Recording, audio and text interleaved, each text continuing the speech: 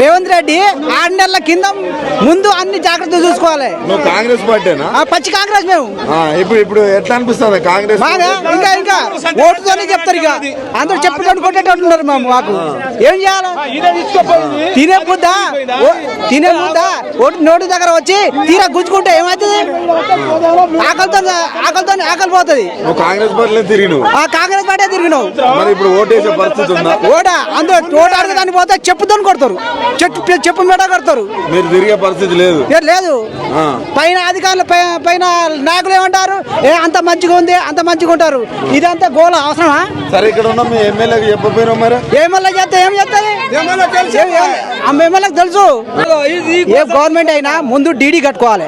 DD కట్టుకొని అక్కడ నుంచి స్టాక్ ఎంత కావాలి అన్ని తెచ్చి ఇక్కడ పెట్టుకుంటే అందరు మేలు జరుగుతాయా? కేసీఆర్ ప్రభుత్వం ఉన్నప్పుడు ఏమైనా ఇబ్బంది జరిగిందా? ఏం జరగలేదు. ఇప్పుడు ఎందుకు ఇబ్బంది అవుతుంది? అది ప్రభుత్వం పాల్టే, అది కాల్ట్ పాల్టు. ఇంకోటి దీనికి వ్యవసాయ శాఖ మంత్రి ఉంటాడు. వాళ్ళ ప్రాబ్లమే. ఎంపీటీసీ ఎలక్షన్లు, సర్పంచ్ ఎలక్షన్ 90% టీఆర్ఎస్ వస్తుంది. చూడు, 90% టీఆర్ఎస్. కాంగ్రెస్ వాళ్ళు ఓట్లు అడుగుతారు పోరా? చెప్పుతో కొడతారు. ఎవరని చెప్పాలి? మీరు రేవంత్ రెడ్డి మంచిడా, మీ ఎమ్మెల్యే మంచిదా అంటారు. నిజంగా చెప్పాను, కాంగ్రెస్ వ్యక్తిగా చెప్పు. వీళ్ళందరూ యూరియాకి వచ్చిరా లేకపోతే రాజకీయం కోసం వచ్చిరా? అంతా ఎవరున్నారు? తెల్ల ఏమైనా వేసుకొని వచ్చారా? అంత ఆడవాళ్ళు ఉన్నారు. ఈయన లీడరా? ఏమైనా చదువుకున్నాడా? ఈయన లీడరా?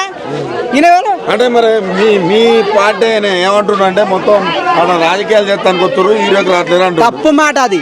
కరెక్ట్. అంత రైతులే గోసపడతారు. తీరా టైంకి ఏకపోతే అదేమవుతుంది? ఆగమవుతుంది. కార్యకర్తగా రేవంత్ రెడ్డికి ఏం చెప్తావు చెప్పు? ఏం చెప్పేది ఉంది? అంత అయిపోయింది. ఇంకో వారం రోజులు ఏకపోతే అంత పంట వేస్టే. మీరు ఇంకో 10 ఏళ్ళు ఉంటారు అంటే కదా రేవంత్ రెడ్డి? తప్పు మాట. కట్టు ఇక్కడ నుంచి యూరియా సర్దుబాటు అయితేనే ఏమి లేదు. సర్దుబాటు కదా అంత మేడ చెప్పు కొడతారు. నువ్వు రేవంత్ రెడ్డి అయితే నాకైతే ఎవరికైతే